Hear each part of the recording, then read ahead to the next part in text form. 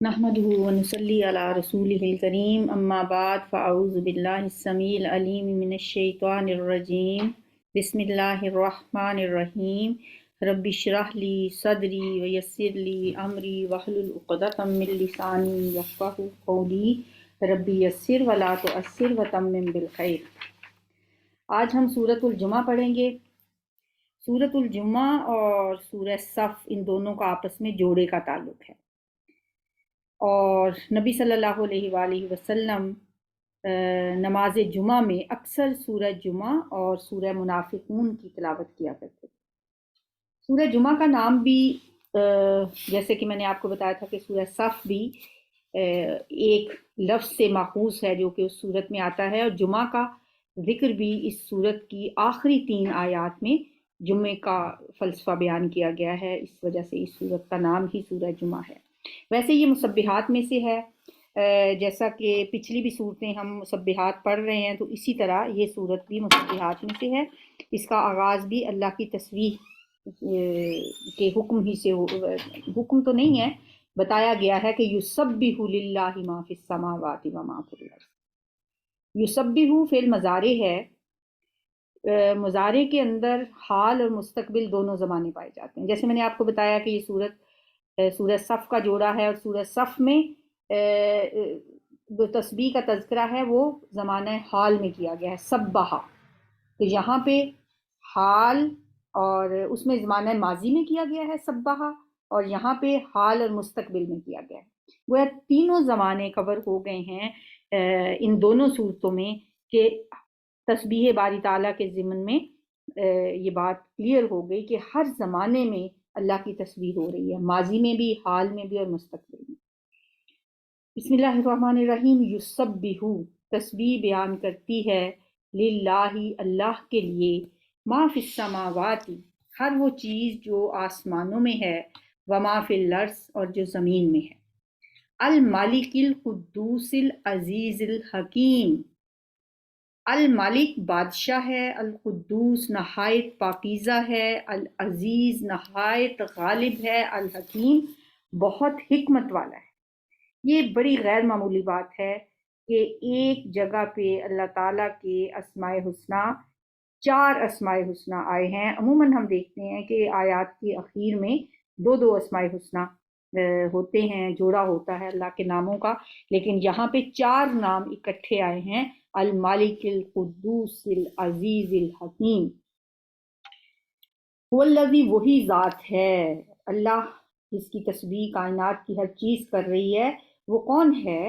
ये वो ज़ात है अल्लज़ी जिसने, अल्लज़ी इस्म मौसूल होता है, जिसने बाअसा मबऊस किया, उठाया या भेजा, फिल उम्मीयीना उम्मीयीन में, उम्मी नबी उम्मी हम कहते हैं हुज़ूर सल्लल्लाहु अलैहि वसल्लम को, जो लिखना पढ़ना नहीं जानते थे, अनपढ़ों में, रसूलन एक रसूल, मिनहुम उन्हीं में से, यतलू जो तिलावत करता है, अलैहिम उन पर, आयात ही उसकी आयतें, वयुज़क्कीहिम और वो तज़किया करता है उनका, वयुअल्लिमुहुमुल किताबा और वो सिखाता है उनको किताब, वल हिकमता और हिकमत, इन कानू और बेशक थे, मिन क़ब्लु इससे पहले, लफ़ी ज़लालिम मुबीन अलबत्ता खुली गुमराही में।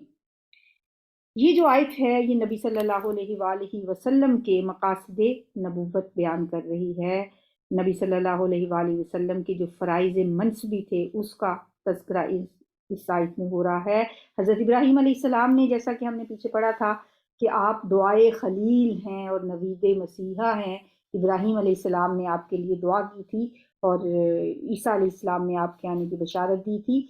इस इब्राहीम अलैहिस्सलाम ने जो दुआ की थी उसके अल्फाज भी कमोबेश यही हैं। उन्होंने दुआ की थी, रब्बाना वब असफ़ीहिम रसूल, ए हमारे रब मबूस फरमा इनमें एक रसूल। आगे वही बातें हैं कि जो यहाँ बयान की गई हैं, जो आयात की तिलावत करता हो इन पर, जो उनका तज़किया करता हो, उन्हें किताब और हिकमत की तालीम देता हो। तो थोड़ा सा लफ्ज़ों का ये फेर है कि उसमें वयुज़क्कीहिम बाद में आया है और वयुअल्लिमुहुमुल किताब वल हिकमा पहले आया है। तो एज़ इट इज़ अल्लाह ताला ने आप کی حضرت ابراہیم علیہ السلام کی دعا قبول فرمائی اور فرمایا کہ اللہ وہ ہستی ہے جس نے ان پڑھوں میں ایک رسول بھیجا، انہی میں سے یتلو علیہم آیات ہی، جو انہیں اس کی آیات پڑھ کر سناتا ہے اور ان کا تزکیہ کرتا ہے اور انہیں کتاب و حکمت کی تعلیم دیتا ہے، اور بے شک وہ اس سے پہلے کھلی گمراہی میں تھے۔ امیین بھی کہا گیا، اس کا یہ مطلب نہیں ہے کہ آپ صرف امیین ہی کی طرف آئے، بلکہ مطلب اس کا یہ ہے کہ اولین مخاطب آپ صلی اللہ علیہ وآلہ وسلم کے عرب کے امی لوگ تھے، ان کی طرف آپ مبعوث کیے گئے۔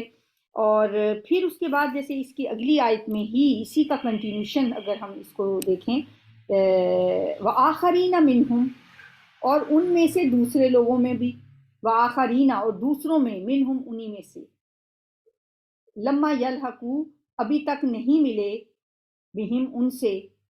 اب اس آیت میں اگر ہم عطف مان لیں یہاں پہ کہ بعثا فی الامیین، اس نے بھیجا امیین میں ایک رسول، اور امیین میں بھیجا، اور وآخرین، اور ان میں سے دوسرے لوگوں میں بھی آپ کو بھیجا، لما یلحقوا بہم، کہ ابھی تک نہیں ملے ان سے۔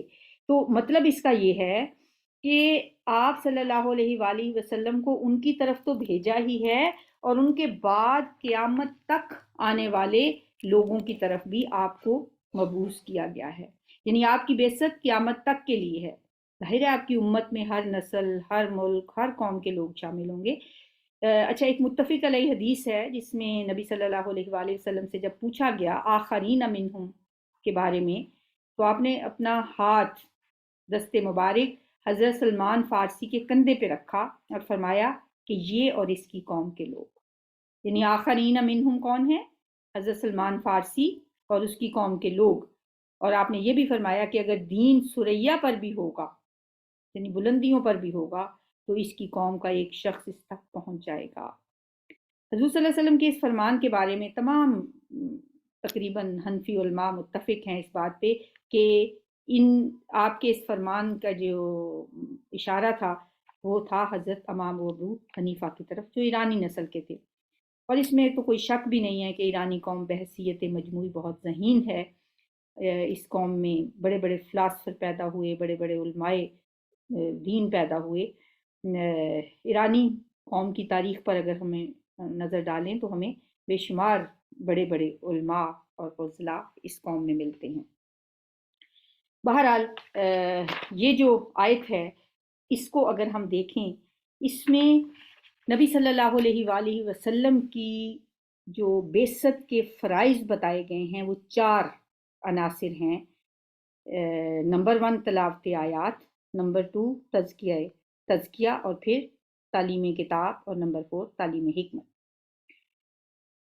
اب دیکھیں نبی صلی اللہ علیہ وسلم نے 23 سال کے عرصے میں جو انقلاب برپا کیا، اس کی تیاری اور اس کے لیے افرادی قوت کی فراہمی کا جو مکمل طریقہ ہے وہ اللہ تعالیٰ نے قرآن کریم کے ذریعے سے ہی کیا، آپ کو بتایا۔ ان کی تعلیم، تربیت، تذکیر، ان کا تزکیہ، سب کچھ قرآن کے ذریعے سے ہوا۔ حضور صلی اللہ علیہ وسلم نے لوگوں کو قرآن جب سنانا شروع کیا، یتلو علیہم آیات ہی، تلاوت آیات سٹارٹ کی، تو جو لوگ تھے سلیم الفطرت لوگ تھے، وہ تو قرآن کی تاثیر سے متاثر ہوئے بغیر نہ رہ سکے۔ کچھ فوراً ہی کھنچے چلے آئے اس کی طرف، کچھ نے تھوڑے عرصے کے بعد اس پکار کو سنا، کچھ لوگوں نے کچھ تامل بھی کیا، پھر اس کی طرف راغب ہوئے، جیسے حضرت عمر رضی اللہ تعالیٰ عنہ ہیں۔ قرآن کی آیات سن کے ہی ان کے دل کی دنیا بدلی تھی۔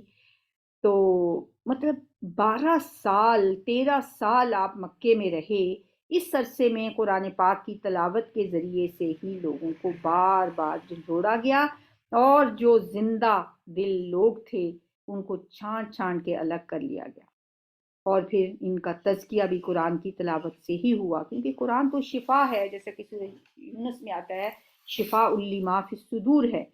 جیسے جیسے یہ کلام ان کے سینوں میں اترتا گیا، دلوں کی بیماریاں دور ہوتی چلیں گی، اور دلوں کی بیماریوں میں جو سب سے بڑی ایک بیسک بیماری ہے نا، جس سے باقی بیماریاں بھی جنم لیتی ہیں، وہ ہے دنیا کی محبت۔ جب دلوں میں دنیا کی محبت سما جاتی ہے تو بس پھر اس کی بدبو سے بے شمار بیماریاں خود بخود پیدا ہوتی چلی جاتی ہیں، اور دنیا کی محبت کے جراثیم جو ہوتے ہیں وہ پھر انسان کی سوچ جو ہے وہ اس کو غذا کا کام دیتی ہے۔ بعض اوقات ایسا ہوتا ہے نا کہ انسان کا اپنا ایک سینٹر آف لائف سمجھ لیتا ہے کسی چیز کو، جیسا کہ قرآن میں بھی آتا ہے نا وَلِكُلٍّ وِجْهَةٌ، اور جس کا سینٹر آف لائف، جس کا وجہتن دنیا بن جائے تو پھر اس کے دل پہ مہر لگ جاتی ہے۔ لیکن قرآن کی تعلیم کے ذریعے، قرآن کی تلاوت کے ذریعے حب دنیا جیسی جو بیماری تھی اس کی جڑ کاٹی گئی، اور لوگوں کے دلوں سے یہ محبت نکالی گئی، اور اس کے ساتھ ساتھ باقی جو حسد، بغض، نفرتیں اور دوسری بیماریاں تھیں جیسے لالچ اور حرص و ہوس، وہ سب کی سب آہستہ آہستہ غائب ہوتی چلی گئیں، اور ایسی ایک جماعت وجود میں آئی کہ جن کا تزکیہ ہو چکا تھا۔ یعنی تزکیہ نفس جو ہے وہ ایسی ہے کہ ایک کیاری اگر آپ سمجھ لیں اپنے دلوں کو، تو اس کیاری میں سے جو زہریلی جڑی بوٹیاں ہیں جب انہیں چن چن کے نکالا جاتا ہے تو پیچھے پھر خوشنما پھول ہی بچتے ہیں۔ تو دلوں کی کیاریوں میں نبی صلی اللہ علیہ وآلہ وسلم نے آیات کی تلاوت کے ذریعے محبتوں کے پھول اگائے، ان کا تزکیہ کیا اور انہیں کتاب و حکمت کی تعلیم دی۔ یا یہ چیز ذہن میں رکھنی چاہیے کہ حکمت جو ہے نا وہ ایک نبی صلی اللہ علیہ وسلم کی تعلیم و تربیت کا ایک ایریا آف اسپیشلائزیشن ہے، یعنی تعلیم و تربیت کا ایک تخصص کا شعبہ ہے۔ ہر کوئی اس میدان میں نہیں آ سکتا۔ نبی صلی اللہ علیہ وسلم نے بلکہ قرآن حکیم میں سورہ بقرہ میں آتا ہے یؤتی الحکمۃ من یشاء، وہ دیتا ہے حکمت جس کو چاہتا ہے۔ ہر کسی کے نصیب میں حکمت نہیں ہوتی۔ ومن یؤت الحکمۃ فقد اوتی خیرا کثیرا، اور جس کو حکمت عطا کر دی گئی اسے تو خیر کثیر عطا ہو گیا۔ حضور صلی اللہ علیہ وآلہ وسلم نے جو انقلاب برپا کیا اس کے لیے جو ٹول آپ نے استعمال کیا وہ قرآن حکیم ہے۔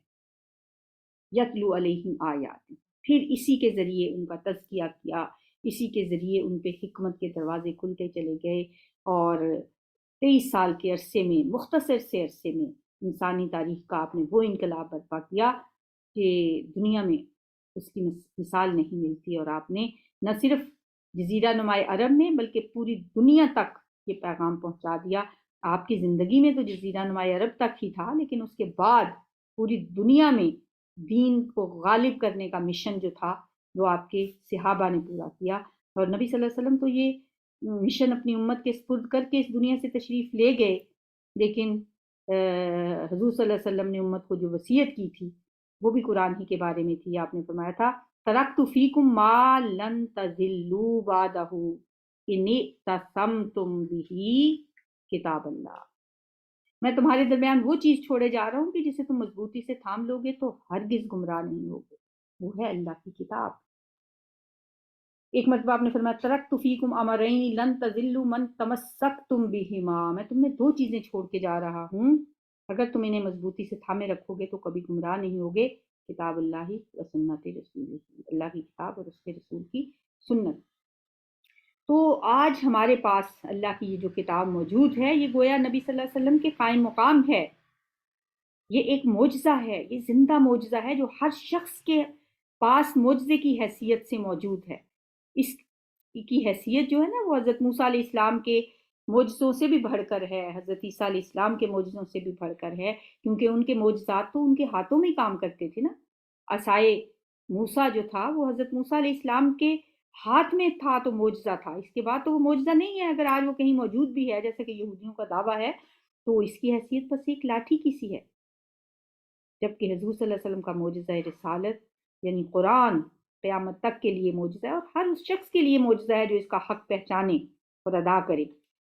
اگر کوئی شخص خلوص نیت کے ساتھ قرآن میں ایسی محنت کرے کہ قرآن کا حق ادا کر دے تو پھر اسے دنیا کی ہر چیز بے وقت نظر آتی ہے، قرآن کے علاوہ کسی اور چیز میں اس کا دل نہیں لگے گا پھر۔ لیکن افسوس کی بات تو یہ ہے کہ ہم نے اللہ کی اتنی بڑی نعمت کی ناقدری کی ہے، ہم نے اسے پس پش ڈالا ہوا ہے۔ ہم ساری دنیا کے ڈگریاں سمیٹ لیتے ہیں، پی ایچ ڈی کر لیتے ہیں، لیکن اتنی عربی نہیں سیکھ سکتے جس سے قرآن کو سمجھ کر پڑھا جا سکے، اس لیے کہ ہماری پریورٹیز ڈفرینٹ ہیں، ہمارے پاس اس کے لیے وقت نہیں ہے۔ ہم نے اللہ کے کلام کو نظر انداز کر کے ایک بہت بڑی جرت کی ہے اور اپنی آخرت کو داؤ پہ لگا دیا ہے۔ قرآن کیا کہتا ہے؟ آفا بہذا الحدیث انتم مدہنون، کیا اس بات سے تم مداحنت کرتے ہو؟ وَتَجْعَلُونَ رِزْقَكُمْ أَنَّكُمْ تُكَذِّبُونَ، اور کیا اس کی تکذیب کو تم نے اپنا وتیرہ بنا لیا ہے؟ قرآن خود یہ بات کہتا ہے، اور نبی صلی اللہ علیہ وسلم بھی قرآن ہمارے بارے میں قیامت کے دن یہ کہیں گے ان لوگوں کے بارے میں جنہوں نے قرآن کو چھوڑ رکھا ہے۔ آپ فرمائیں گے ربی ان قوم اتخذوا ھذا القرآن مہجورا، اللہ میری قوم کے یہ وہ لوگ ہیں جنہوں نے قرآن کو چھوڑ رکھا تھا۔ بس ضرورت اس بات کی ہے کہ ہم اس کی اہمیت کو پہچانیں۔ یہ قرآن اس دور کے لوگوں کے لیے بھی تھا، وآخرین منہم لما یلحقوا بہم، اور اس کے بعد قیامت تک آنے والے لوگوں کے لیے بھی ہے۔ اور جس ہستی نے یہ کلام، یہ قرآن، یہ کتاب بھیجی ہے، وہ العزیز الحکیم، وہ نہایت غالب اور بہت حکمت والا ہے۔ ذالک فضل اللہ، یہ اللہ کا فضل ہے، یوتی ہی، وہ دیتا ہے اسے، من یشاء، جس کو چاہتا ہے، واللہ ذو الفضل العظیم، اور اللہ بڑے فضل والا ہے۔ اللہ کے فضل کے تو بہت سے درجات ہیں، ان میں سب سے اونچا اور اعلیٰ درجہ پوری کائنات میں نبی صلی اللہ علیہ وآلہ وسلم کے لیے مختص ہے۔ ان فضلہ کان علیک کبیرا، اس میں کوئی شک نہیں کہ اس کا فضل آپ پر بہت بڑا ہے۔ حضور صلی اللہ علیہ وسلم کے بعد ہر اس شخص پر بھی اللہ کا بہت بڑا فضل ہے جو آپ کے دامن سے وابستہ ہو گیا۔ اللہ کا شکر ہے کہ ہمیں اس نے اپنا یہ فضل عطا فرمایا ہے اور ہمیں ایسے گھروں میں پیدا کیا ہے جہاں ہم نے آنکھ کھولتے ہی اذان کی آواز سنی، وَلِلَّهُ يَمُنُّ عَلَيْكُمْ أَنْ هَدَاكُمْ لِلْإِيمَانِ، کہ تم پر یہ اللہ کا بہت بڑا احسان ہے کہ اس نے تمہیں ایمان کے رستے پہ ڈال دیا۔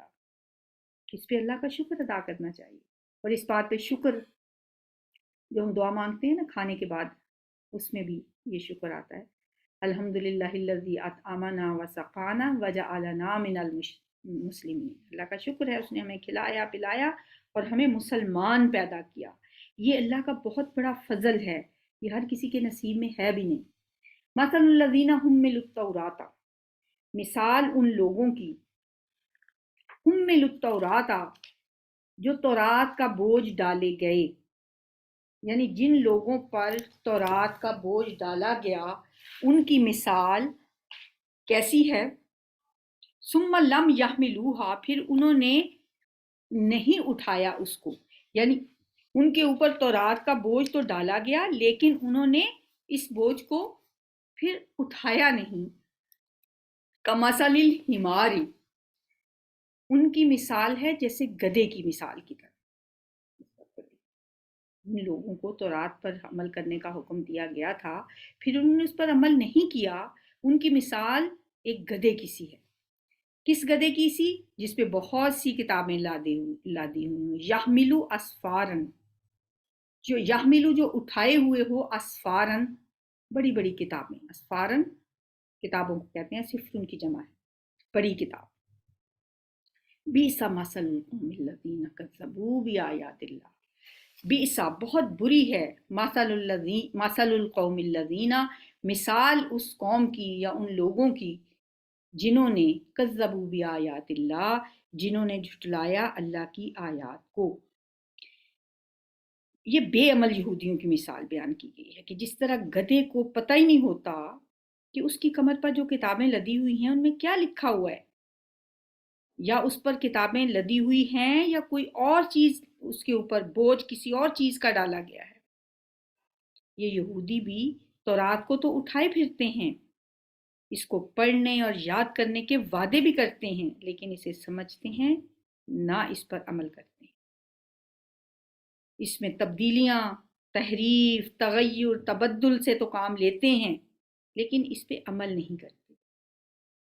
یہ حقیقت میں گدھے سے بھی بدتر ہیں، کیونکہ گدھا تو پیدائشی طور پر ہی ایک شعور سے عاری جانور ہے، اور ویسے بھی گدھے کے بارے میں مشہور ہے کہ وہ بیوقوف جانور ہے، جبکہ یہ تو انسان ہیں، یہ تو اشرف المخلوقات ہیں۔ انہوں نے تورات کو ایسے اٹھایا ہے جیسے گدھا کتابیں اٹھاتا ہے۔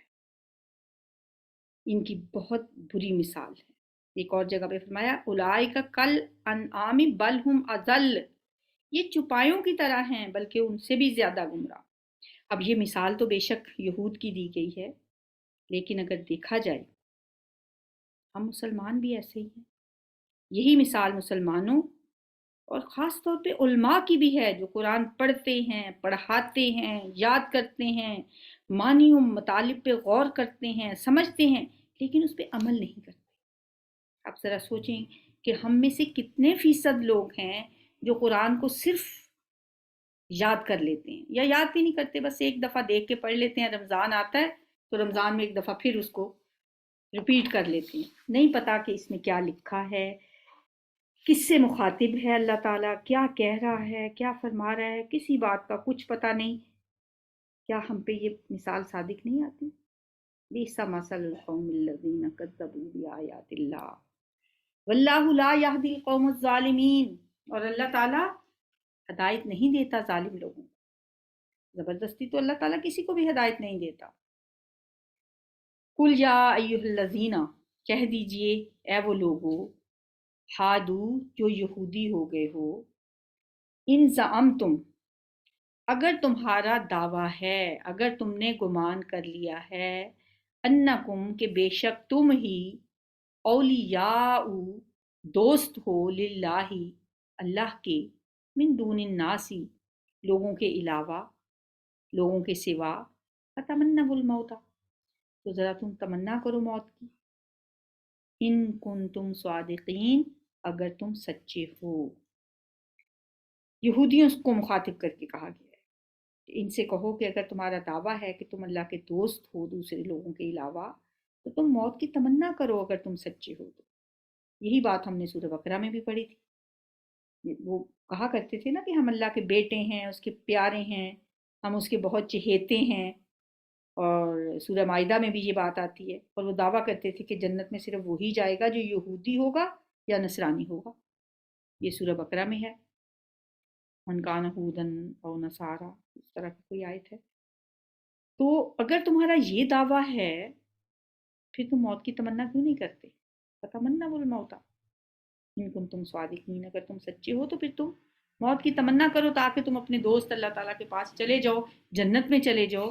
جنت میں تو تم سمجھتے ہو کہ ہم نہیں جانا ہے نا۔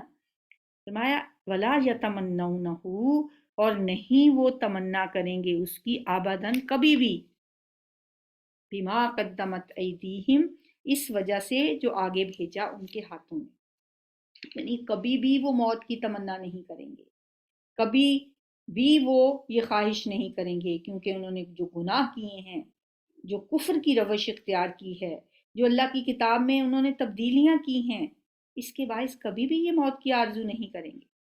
یہ اللہ ہی نے بتا دیا، بما قدمت ایدیہم۔ اچھا، حافظ ابن کثیر فرماتے ہیں کہ یہاں دعوت مباہلہ دی گئی ہے۔ مباہلہ کیا ہوتا ہے؟ کہ دونوں گروپ ایک میدان میں آ جائیں، اپنے اپنے بچوں کو بھی لے آئیں، اور اللہ سے دعا کریں کہ ہم میں سے جو جھوٹا ہے اس پہ اللہ کی لعنت ہو۔ تو حافظ ابن کثیر فرماتے ہیں کہ اس میں ان سے یہ کہا گیا ہے اصل میں کہ اگر تم نبی صلی اللہ علیہ وسلم کی محمد صلی اللہ علیہ وسلم کی نبوت کا انکار کرتے ہو، اور اپنے اس دعوے میں سچے ہو کہ تم اللہ کے محبوب ہو اور اللہ تمہارا دوست ہے، تو مسلمانوں کے ساتھ مباہلہ کر لو، یعنی مسلمان اور یہودی دونوں مل کر اللہ کی حضور دعا کریں کہ یا اللہ ہم دونوں میں سے جو جھوٹا ہے اسے موت سے ہمکنار کر دو، لیکن وہ ایسا کبھی بھی نہیں کریں گے۔ ولا یتمنونہ ابدا بما قدمت ایدیہم واللہ علیم بالظالمین، اور اللہ تعالیٰ جاننے والا ہے ظالم لوگوں کو۔ قل، کہہ دیجئے، ان الموت الذی، بے شک وہ موت، الذی جس سے تفرون تم فرار حاصل کرتے ہو، جس سے تم بھاگتے ہو، تفرون فرار سے اس لفظ کو یاد، تفرون منہ جس سے تم بھاگتے ہو، فإنہ پس بے شک وہ ملاقیکم وہ تمہیں پہنچ کر رہے گی، ملاقات کرنا بھی ہوتا ہے نا، تم سے تمہیں ملنے والی ہے وہ، تو تمہیں لازمی پہنچے گی، موت سے بھی کبھی کوئی بچ سکتا ہے۔ کل نفس ذائقۃ الموت، ہر جان کو موت کا ذائقہ تو چکھنا ہے، تو آپ ان سے کہہ دیجئے کہ جس موت سے تم بھاگتے پھرتے ہو وہ تو تمہیں پہنچ کر رہے گی، ثم تردون الی عالم الغیب والشہادہ، پھر تمہیں لٹایا جائے گا، پھر تم لوٹائے جاؤ گے، تردونا الی عالم الغیب والشہادتی پوشیدہ اور ظاہر کے جاننے والے کی طرف، اس رب کی طرف جو غیب کا اور حاضر کا جاننے والا ہے، فَيُنَبِّئُكُم پھر وہ تمہیں بتا دے گا، پھر وہ تمہارے کام بتلا دے گا تم کو، بما کنتم تعملون جو تم کرتے تھے، پھر تمہاری ساری باتیں سامنے آ جائیں گی۔ یا ایھا الذین آمنوا، اب یہ وہ آیات شروع ہو گئی ہیں جو جمعے کی نماز کے بارے میں ہے۔ یا ایھا الذین آمنوا، اے وہ لوگو جو ایمان لائے ہو، اذا نودیا جب پکارا جائے، جب بلایا جائے، جب اذان دی جائے، للصلاۃ نماز کے لیے، من یوم الجمعۃ جمعے کے دن، فاسعوا الی ذکر اللہ تو دوڑ پڑو یعنی جلدی کرو، الی ذکر اللہ اللہ کے ذکر کی طرف، وذروا البیع اور چھوڑ دو تجارت کو، خرید و فروخت کو چھوڑ دو، ذالکم یہ خیر لکم بہتر ہے تمہارے لیے، ان کنتم تعلمون اگر تم جانتے ہو۔ یہاں پہ اذان کی بات ہے، نماز جمعہ کے لیے پکارنے کی بات ہے، لیکن یہ کس طرح پکارا جائے گا، اذان کے الفاظ کیا ہوں گے، اذان کس طرح دی جائے گی، پورے قرآن میں ہمیں کہیں نہیں پتہ چلتا۔ اس سے کیا بات پتہ چلی کہ کچھ باتیں نبی صلی اللہ علیہ وآلہ وسلم نے فرمائی ہیں، قرآن کی وضاحت آپ کے فرامین کے بغیر ممکن ہی نہیں ہے۔ اذان کے الفاظ کیا ہوں گے یہ تو آپ نے بتائے، حدیث میں ہے کہ اذان کیسے دی جائے گی، حدیث کے بغیر قرآن کو سمجھنا ممکن ہی نہیں ہے، اور نہ ہی اس پر عمل کرنا ممکن ہے۔ تو جو لوگ حدیث کو نہیں مانتے انہیں بتانا چاہیے پھر کہاں پہ ہے اذان کا طریقہ قرآن میں بتایا گیا، یہ سب ہمیں حدیث سے پتہ چلتا ہے۔ اچھا، جمعے کو جمعہ کیوں کہا جاتا ہے؟ بعض کہتے ہیں کہ اس دن اللہ تعالیٰ ہر چیز کی پیدائش سے فارغ ہو گیا تھا اور تمام مخلوقات کا اس دن اجتماع ہوا، جمعہ کا مطلب ہوتا ہے نا جمع ہونے سے ہے یہ لفظ، اور ایک اس کا مطلب یہ بھی بنتا ہے کہ نماز کے لیے لوگوں کا اجتماع ہوتا ہے، لوگ سارے جمعہ کی نماز کے لیے اکٹھے ہوتے ہیں، اس لیے اس کو جمعہ کہا جاتا ہے۔ فس او کا مطلب یہ نہیں ہے کہ دوڑ دوڑ کے جانا چاہیے، اس کا مطلب ہے جلدی کرو، فس او جلدی کرو، دوڑ کر آنا تو ویسے پسندیدہ نہیں ہے۔ اذان کے فوراً بعد کاروبار بند کر دیں اور نماز کے لیے بڑے وقار اور سکینت کے ساتھ چلتے ہوئے، ذالکم خیر لکم ان کنتم تعلمون یہ تمہارے لیے بہتر ہے اگر تم جانتے ہو۔ اچھا، یہاں پہ یہ دیکھیں اس حکم پہ ہمارے ہاں عمل نہیں ہوتا، وذر البیع تجارت چھوڑ دو، لوگ تجارت نہیں چھوڑتے، جمعہ پڑھ لیتے ہیں۔ آپ بھی یقیناً ایسے لوگوں کو جانتے ہوں گے جو دو تین بھائی ہیں، ایک دکان پہ کام کر رہے ہیں۔ اب ہمارے یہاں جمعے کے بھی ڈفرینٹ ٹائمنگس ہیں، کسی مسجد میں کتنے بجے 1:30 ہوتا ہے، کسی میں 2 بجے ہوتا ہے، کسی میں 2:30 ہوتا ہے، کوئی 1 بجے والا پڑھ لیتا ہے، کوئی 2 بجے والا پڑھ لیتا ہے، اور دکان کھلی رکھتے ہیں۔ تو اس آیت پہ کیسے عمل ہوگا؟ وذر البیع خریدو چھوڑ دو، صرف بیچنا ہی نہیں چھوڑنا، خریدنا بھی چھوڑ دینا۔ جو خریدنے والے ہیں وہ بھی گناہ گار، جو بیچنے والے ہیں وہ بھی گناہ گار۔ میرا خیال ہے اگر خریدنے والے نہ ہوں تو بیچنے والے خود ہی چھوڑ کے چلے گئے۔ اور اتفاق کی بات یہ ہے کہ اس وقت زیادہ گاہک آتے ہیں کیونکہ اکا دکا دکانیں کھلی ہوتی ہیں، زیادہ تر لوگ بند کر دیتے ہیں، جو کھلی ہوتی ہیں پھر ظاہر ہے ان کی چاندی ہو جاتی ہے۔ سیم ایسے ہی جیسے کہ اصحاب سبت کی بات ہے، ہفتے والے دن مچھلیاں زیادہ آتی تھیں تو انہوں نے بھی چور دروازے نکال لیے تھے۔ ہم نے بھی ہفتے والوں کی طرح چور دروازہ نکالا ہوا ہے کہ جمعہ پڑھ لیتے ہیں، تجارت نہیں چھوڑتے۔ تو تجارت چھوڑ دینا خیر لکم ان کنتم تعلمون، اور پورا دن تو نہیں چھوڑنی، صرف جمعے کی ٹائمنگز میں۔ اگر کوئی شخص 1 بجے سے لے کے 2 بجے تک بھی چھوڑ دیتا ہے، جب اذان ہوتی ہے تو 1:30 بجے جمعہ ہوتا ہے، 1 سے لے کے 2 تک آپ کاروبار بند کر دیں تو کیا فرق پڑ سکتا ہے؟ بس بات ہے نا لالچ کی۔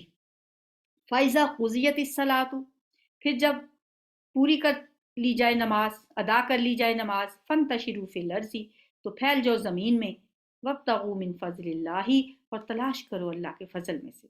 کتنا اللہ کا اپنے بندوں کے لیے کرم ہے، اس کا کتنی آسانیاں رکھی ہیں ہمارے لیے کہ نماز پڑھ کے اب پھیل جاؤ زمین میں اور اللہ کا فضل تلاش کرو۔ وَاذْكُرُوا اللَّهَ كَثِيرًا، اور اللہ کا ذکر کثرت سے کرتے رہو، لَعَلَّكُمْ تُفْلِحُونَ، تاکہ تم کامیاب ہو جاؤ۔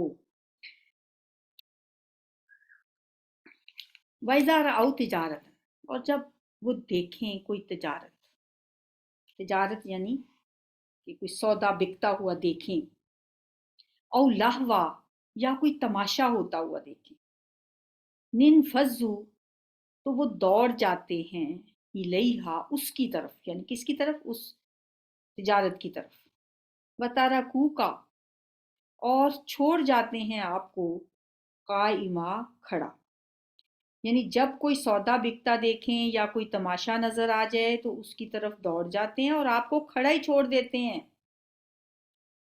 یہ جو آیت ہے اس کا شان نزول یہ ہے کہ ایک دفعہ نبی صلی اللہ علیہ وسلم جمعے کا خطبہ دے رہے، ایک تجارتی قافلہ آ گیا، اور ظاہر ہے جب قافلہ آتا تھا تو لوگ جلدی جلدی جاتے تھے کہ اپنی مطلوبہ چیزیں ان سے خرید لیں، جو جلدی چلے جائے گا تو جلدی اس کو اچھی چیز مل جائے گی۔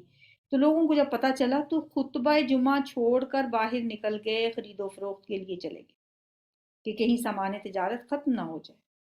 صرف 12 آدمی رہ کے مسجد میں اور آپ کھڑے خطبہ دے رہے ہیں، اس پہ یہ آیت نازل ہوئی۔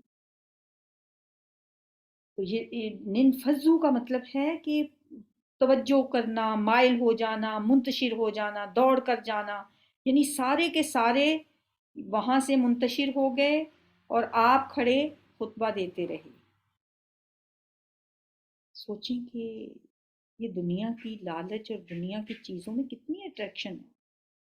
اس سے یہ بھی پتہ چلتا ہے کہ جمعے کا خطبہ کھڑے ہو کے دینا سنت ہے۔ نبی صلی اللہ علیہ وسلم 2 خطبے ہوتے تھے آپ کے، جن کے درمیان میں آپ بیٹھتے تھے۔ بتا رکھوں کا قائمان، اور چھوڑ جاتے ہیں آپ کو کھڑا ہوا۔ قل کہہ دیجئے ما عند اللہ خیر، میں نبی صلی اللہ علیہ وسلم انہیں بتائیں کہ جو اللہ کے پاس ہے وہ بہت بہتر ہے، من اللہوی، تماشے سے، ومن التجارتی، اور تجارت سے۔ جن چیزوں کے پیچھے تم بھاگ رہے ہو یہ کچھ بھی نہیں ہے، جو کچھ اللہ کے پاس ہے وہ بہت بہتر ہے۔ واللہ خیر الرازقین، اور اللہ سب رزق دینے والوں سے بہتر ہے۔ تم کیا سمجھتے ہو کہ نبی صلی اللہ علیہ وسلم کو اس طرح چھوڑ کے جا کر تم کوئی بہتر سودا کر لو گے؟ تم اپنے لیے کوئی بہتری تلاش کرنے گئے ہو؟ نہیں، رزق تو اللہ کے ہاتھ میں ہے۔ واللہ خیر الرازقین، وہ سب سے بڑھ کر بہترین روزی رسان تو اللہ ہے، اسی سے روزی مانگو اور اسی کی اطاعت کرو۔ اس کی اطاعت سب سے بڑا ذریعہ ہے اس چیز کا کہ وہ تم سے راضی ہو جائے۔ جب وہ تم سے راضی ہو جائے گا تو تمہیں رزق بھی باب فراغت عطا فرمائے گا۔ سب سے بہترین رزق دینے والا وہی ہے۔ الحمدللہ، اللہ کا شکر ہے، ہماری 11 آیات سورہ جمعہ کی مکمل ہوئیں۔ اللہ تعالیٰ سے دعا ہے کہ وہ ہمیں قرآن پڑھنے، پڑھانے اور اس پہ عمل کرنے کی توفیق عطا فرمائے۔ اس ہفتے کی دعا کل بھی رہ گئی تھی، آج بھی رہ گئی ہے، انشاءاللہ کل کے لیسن میں ہم ایڈ کریں گے۔ ابھی پچھلی دعائیں مجھے امید ہے آپ سب نے یاد کر لی ہوں گی۔ صبح شام کی دعاؤں میں سے جو چھوٹی چھوٹی دعائیں ہیں وہ تو تقریباً ہو ہی گئی ہیں، بس اب بڑی دعائیں جو میں نے اسکپ کر دی تھیں تاکہ پہلے آپ چھوٹی دعائیں یاد کر لیں، وہ اب آنے والی ہیں۔ ابھی جو پچھلی 2 دعائیں ہم نے کی ہیں ان کو ریوائز کر لیتے ہیں یہاں پہ۔ یہاں پہ لکھی ہوئی تو میرے پاس نہیں ہے لیکن آپ نے یاد کر لی ہوں گی. ایک تو ہے بسم اللہ الذی لا یضر مع اسمہ شیء فی الارض ولا فی السماء وہو السمیع العلیم. یہ 3 دفعہ صبح کے ٹائم اور 3 دفعہ شام کو عصر کے بعد یہ دعا مانگا کریں. پھر اللہم عافنی فی بدنی، اللہم عافنی فی سمعی، اللہم عافنی فی بصری، لا الہ الا انت. یہ دعا بھی بہت اچھی دعا ہے عافیت کے لیے، صحت کے لیے. ہر روز اگر ہم 3 دفعہ صبح و شام اللہ تعالیٰ سے عافیت مانگیں گے تو انشاءاللہ اللہ تعالیٰ ہمیں عافیت میں رکھے گا. پھر اس کے بعد اب جو ہم نے پڑھنی ہے اللہم انی اعوذ بک من الکفر والفقر، اللہم انی اعوذ بک من عذاب القبر، لا الہ الا انت. یہ ایک چھوٹی سی دعا ہے. پھر اس کے بعد تھوڑی سی لمبی دعائیں ہیں. تو انشاءاللہ ہماری یہ صبح و شام کی دعائیں مکمل آہستہ آہستہ ہوتی رہیں گی. لیکن میں نے آپ سے جیسے کہا تھا کہ آپ وَإِيَّاكَ نَسْتَعِينُ ایک ایپ ہے وہ ڈاؤن لوڈ کر لیں. اور اگر آپ کے پاس وہ کتاب نہیں ہے، جن کے پاس تو کتاب ہے اس کے اندر ساری یہ صبح و شام کی دعائیں ہیں. چاہے وہ کتاب حصن المسلم ہو، چاہے وہ ایاک نستعین ہو، چاہے کوئی اور پیارے رسول کی پیاری دعائیں ہیں اس میں بھی یہ ساری دعائیں موجود ہوتی ہیں. تو یہ صبح و شام کے اذکار لازمی کیا کریں. ایسے جیسے بی پی کے پیشنٹ بی پی کی میڈیسن کھاتے ہیں نا باقاعدگی کے ساتھ، اس طرح یہ دعائیں ہمیں باقاعدگی کے ساتھ مانگنی چاہیے. اور جو ایپ ہے اس میں تو اس کی تلاوت بھی ہے، اس سے آپ کا تلفظ بھی بہتر ہو جائے گا. اگر آپ وہ لگا کے صبح کے ٹائم بھی ایک دفعہ سن لیا کریں اور شام میں بھی سن لیا کریں تو پھر تلفظ کا بھی مسئلہ نہیں رہتا کہ انسان کوئی لفظ غلط نہ کہیں یاد کر لے. سبحانک اللہم و بحمدک نشہد ان لا الہ الا انت نستغفرک و نتوب الیک. السلام علیکم ورحمۃ اللہ.